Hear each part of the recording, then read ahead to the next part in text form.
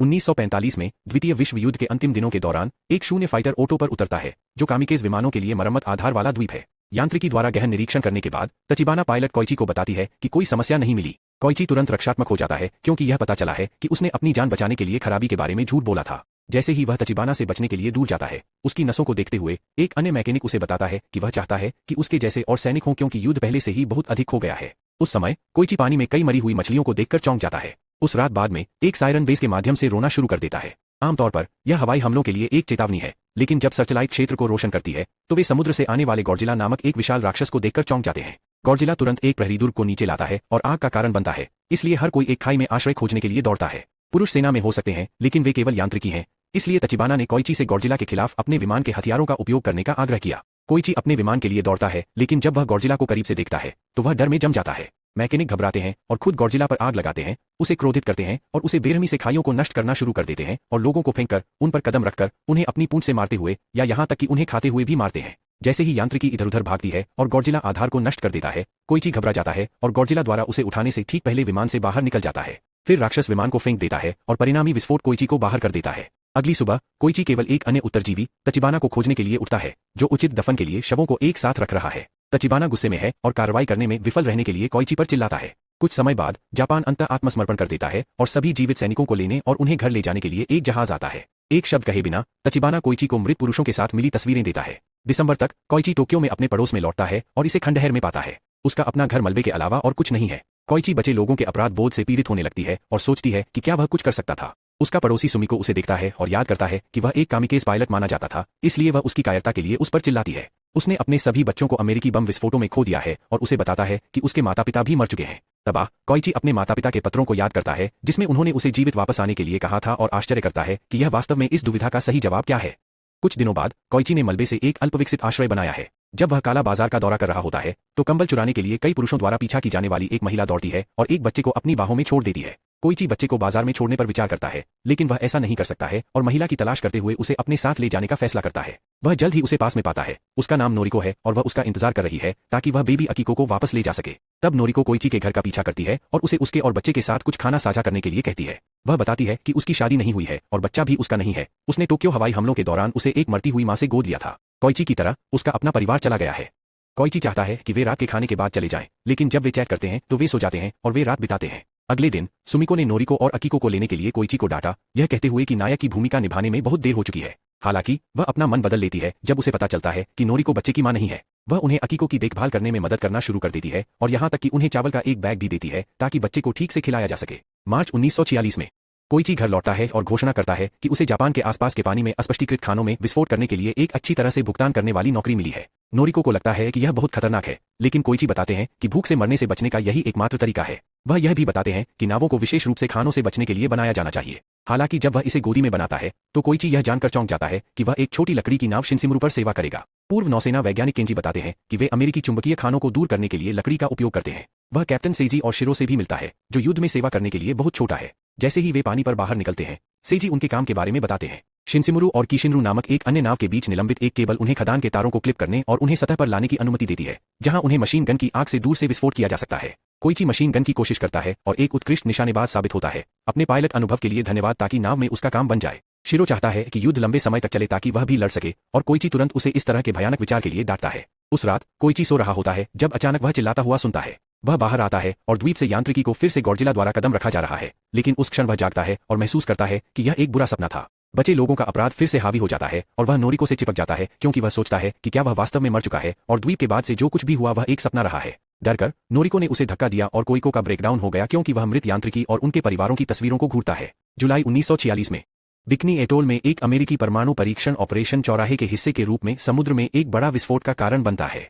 Godzilla पानी के नीचे होता है जब ऐसा होता है और उसे उत्परिवर्तित करने का कारण बनता है। इस बीच कोइची के लिए चीजें सुधर रही हैं। वह माइन स्वीपिंग टीम के साथ काम करना जारी रखता है जबकि नोरिको घर पर अकीको को उठाता है। कोइची जल्द ही अपने घर के प्रमुख नवीनीकरण में एक मोटरसाइकिल खरीदने में सक्षम है और सभी पड़ोसी भी पुनर्निर्माण कर रहे हैं। धीरे धीरे फिर से क्षेत्र से बाहर एक उचित पड़ोस बना रहे हैं। एक रात जब कोइची के चालक दल के साथी रात के खाने के लिए जाते हैं तो केंजी सभी की कुछ अच्छी तस्वीरें लेता है। पुरुष मानते हैं कि नोरिको कोइची की पत्नी है और उनके रहने की व्यवस्था के बारे में जानकर आश्चर्यचकित हैं। जब अकीको कोइची को अपना पिता कहता है तो वह उसे ऐसा न करने के लिए कहता है जो दूसरों को और भी चिंतित करता है। वे उसे यह स्वीकार करने के लिए प्रोत्साहित करते हैं कि उसे एक परिवार मिल गया है, लेकिन कोइची अपने इनकार से चिपक जाता है। मार्च 1947 में नोरिको टोक्यो के एक समृद्ध जिले गिंजा में डेस्क की नौकरी करती है। वह कोइची को समझाती है कि वह खुद का समर्थन करने में सक्षम होना चाहती है और अपने रास्ते से बाहर रहना चाहती है ताकि वह एक पत्नी पा सके।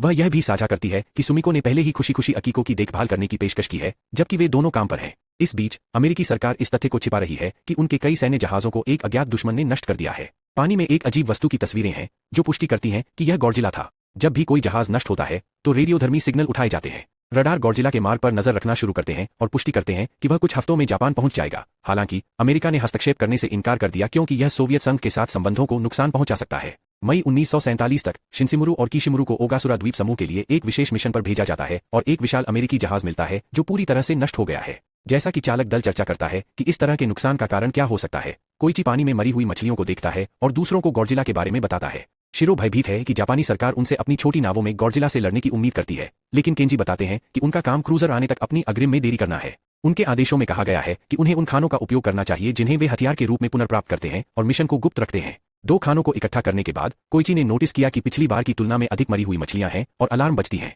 वह सेजी से नावों को वापस भेजने के लिए कहता है क्योंकि वे इस तरह से नहीं लड़ सकते हैं, लेकिन सेजी टोक्यो को फिर से नष्ट नहीं होने देने के लिए दृढ़ है। उस समय गॉडजिला पानी से बाहर निकलता है और एक पल में कीशिन मारू को नीचे लाता है, इसलिए एक भयभीत सेजी अपना मन बदल देता है। शिनसिमुरु जितनी जल्दी हो सके दूर चला जाता है और गॉडजिला उनका पीछा करता है, इसलिए चालक दल पानी में मेरा गिरा देता है। हालांकि विस्फोट ऐसे राक्षस को खरोंच भी नहीं करता है। इसके बाद कोइची मशीन गन से आग लगाता है, लेकिन गोलियां भी कुछ नहीं करती हैं। चूंकि ऐसा लगता है कि राक्षस की त्वचा कठोर है, केंजी को इसके बजाय मुंह पर हमला करने का विचार मिलता है। वे दूसरी खदान छोड़ते हैं, लेकिन डेटोनेटर काम नहीं करता है, इसलिए कोइची मशीन गन पर लौटता है और गॉडजिला के चेहरे के पास होने पर खदान में विस्फोट हो जाता है। विस्फोट गॉडजिला की बाईं आंख और उसके गाल के एक बड़े हिस्से को नुकसान पहुंचाता है, लेकिन यह एक लहर भी भेजता है जो नाव को हिलाता है, जिससे कोइची और शिरो को चोट लगती है। दुर्भाग्य से गॉडजिला के घाव जल्दी से पुनर्जीवित हो जाते हैं और वह गुस्से में पानी से बाहर निकलता है क्योंकि वह दहाड़ता है, बदला लेने के लिए तैयार होता है। अचानक युद्ध क्रूजर आता है और गॉडजिला पर गोली मारता है, जो उस पर अपना गुस्सा निकालता है। शातिर रूप से इसे अपने पंजे से फाड़ देता है। क्रूजर राक्षस पर गोली चलाना जारी रखता है, जिससे वह समुद्र में पीछे की ओर गिर जाता है।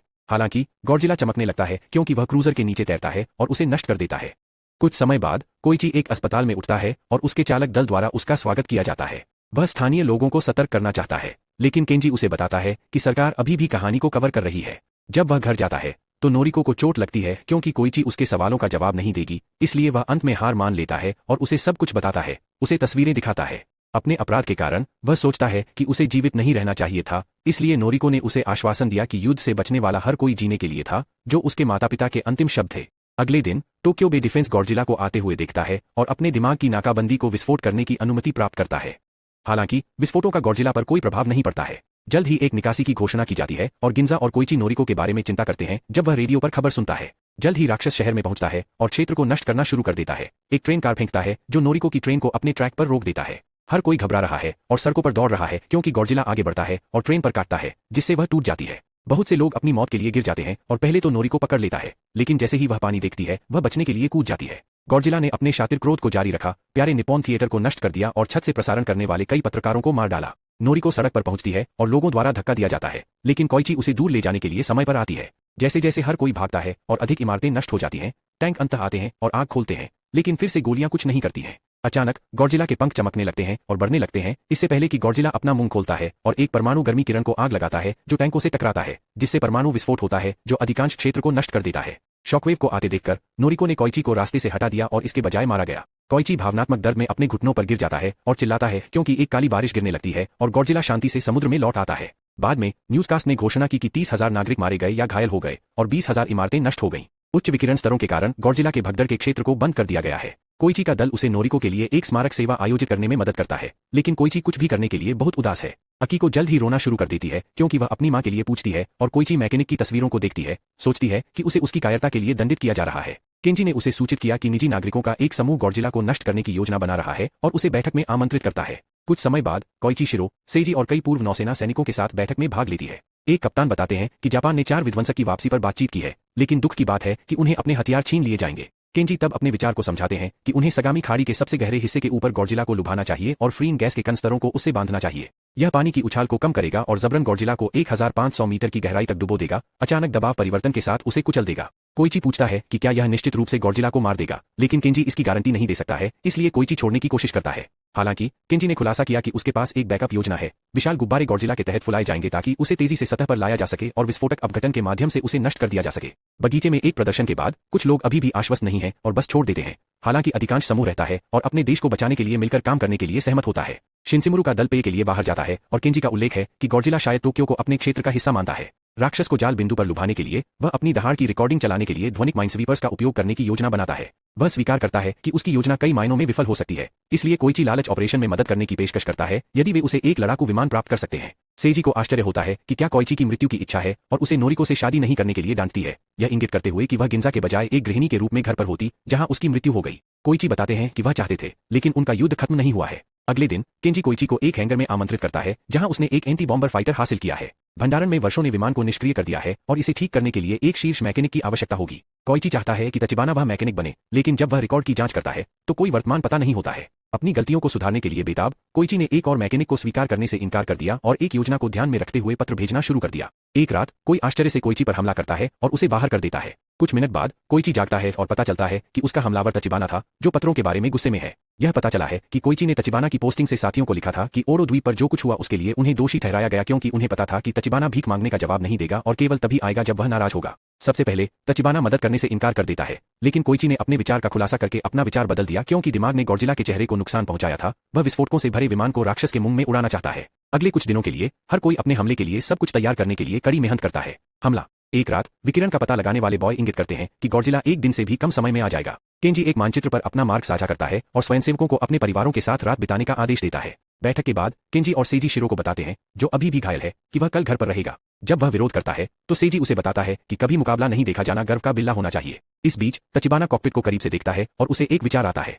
घर पर अकीको कोइची को एक ड्राइंग देता है जो उसने उनमें और नोरिको से बनाई थी और रोना शुरू कर देती है। जब दिन आता है तो कोइची अकीको के बगल में एक पत्र छोड़ देती है, जबकि वह चुपके से बाहर निकलने से पहले सोती है। बाद में अकीको पत्र को सुमिको के पास ले जाता है, जिसे पैसे का एक गुच्छा और एक नोट मिलता है जो उसे अकीको की देखभाल करने के लिए कहता है। उस समय उसे चौंकाने वाली खबर के साथ एक टेलीग्राम भी मिलता है। हैंगर में तचिबाना बताते हैं कि उन्होंने बदल दिया 2 बमों के साथ विमान के कुछ गैर जरूरी घटक। कॉकपिट में बैठे कोइची को पता चलता है कि उसका एक हिस्सा जीना चाहता है और तचिबाना उसे याद दिलाता है कि ओटो द्वीप पर यांत्रिकी भी जीना चाहती थी। कोइची यांत्रिकी की तस्वीरों को इस बात की याद दिलाता है कि उसे क्या संरक्षित करना चाहिए। तचिबाना फिर उसे बम की सुरक्षा पिन और एक अतिरिक्त चीज दिखाती है। जल्द ही बॉय का पता चलता है कि गॉडजिला करीब आ रहा है और सागामी खाड़ी में सायरन बंद हो जाते हैं। अचानक बंदरगाह पर आग लगने वाला एक जहाज दुर्घटनाग्रस्त हो जाता है। यह दर्शाता है कि गॉडजिला प्रत्याशित की तुलना में तेजी से किनारे पर पहुंच गया। जबकि कोइची नोरिको की तस्वीर को कॉकपिट में डालता है और उड़ान भरता है, गॉडजिला बंदरगाह पर पहुंच जाता है। लेकिन केंजी सभी को अभी भी योजना के साथ आगे बढ़ने का आदेश देता है और कोइची पर अपनी उम्मीदें रखता है। जैसे ही जहाज भी उड़ान भरते हैं, विमान गॉडजिला पहुंचता है और कोइची उसे विचलित रखने के लिए आग लगाता है, क्योंकि वह हिट होने से बचने के लिए कुछ पागल चालें खींचता है।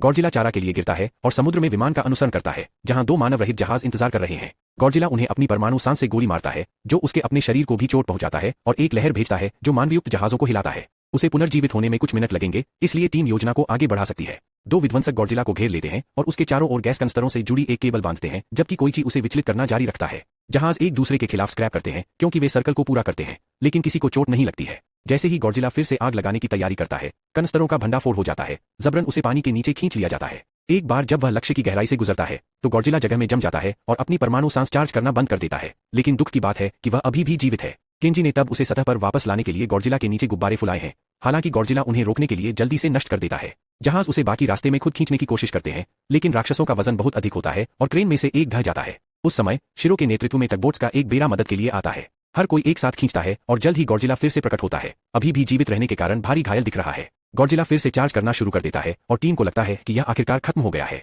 अचानक कोइची का विमान सीधे गॉडजिला के मुंह में उड़ता है और विस्फोटकों को विस्फोट करता है। अंत में गॉडजिला को नीचे लाता है। 1 सेकंड की चुप्पी के बाद टीम कोइची को पैराशूट के साथ गिरते हुए देखती है। यह पता चला है कि तचिबाना ने उसे जीने के लिए कहा और अतिरिक्त चीज एक बेदखलदार थी। एक बार धुआं साफ हो जाने के बाद वे देखते हैं कि गॉडजिला के सिर का शीर्ष नष्ट हो गया है और परमाणु उसके शरीर के बाकी हिस्सों को उखड़ने का कारण बनता है। जहाज पर हर व्यक्ति सलामी देता है क्योंकि युद्ध अंत में समाप्त होता है। जब वे किनारे पर लौटते हैं तो स्थानीय लोग उन्हें कृतज्ञता और उत्साह के साथ प्राप्त करते हैं और सुमिको कोइची को टेलीग्राम दिखाने के लिए दौड़ती है। क्षण भर बाद कोइची और अकीको एक अस्पताल जाते हैं और पाते हैं कि नोरिको घायल है लेकिन अभी भी जीवित है। वह कोइची से पूछती है कि क्या उसका युद्ध आखिरकार है और वह उसे आंसू में गले लगाता है। उसकी गर्दन पर गॉडजिला के पृष्ठीय पंखों जैसा दिखने वाला पैटर्न नहीं दिखता है। इस बीच समुद्र के तल में गॉडजिला के मांस का एक टुकड़ा पुनः उत्पन्न होना शुरू हो जाता है।